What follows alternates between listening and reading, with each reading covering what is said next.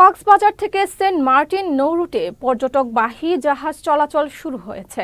দীর্ঘ ৯ মাসের বেশি সময় বন্ধ থাকার পর আজ সকাল ১০টার দিকে এই রুটে জাহাজ চলাচল শুরু হয়। প্রথম দিনে কক্সবাজার শহরের নুনিয়ারছড়ার BIWT ঘাট থেকে ৬২০ যাত্রী নিয়ে সেন্ট মার্টিনের উদ্দেশ্যে ছেড়ে যায় বার আউলিয়া নামক একটি জাহাজ। বিষয়টি নিশ্চিত করেছেন sea cruise operator owners association of বাংলাদেশের সাধারণ সম্পাদক হোসাইন ইসলাম বাহাদুর। কক্সবাজার সদর উপজেলার নির্বাহী কর্মকর্তা নীলুফা ইয়াসমিন চৌধুরী জানান, কক্সবাজার থেকে পর্যটক নিয়ে একটি জাহাজ সেন্ট মার্টিনের উদ্দেশ্যে রওনা দিয়েছে। সবকিছু পর্যবেক্ষণ করা হচ্ছে। প্রতি বছর অক্টোবর থেকে মার্চ পর্যন্ত ৬ মাস টেকনাফ সেন্ট মার্টিন ও কক্সবাজার সেন্ট মার্টিন নৌরুটে জাহাজ চলাচলের অনুমতি দেওয়া হয়। বাকি ৬ মাস সাগর উত্তাল থাকায় জাহাজ চলাচল বন্ধ রাখা হয়।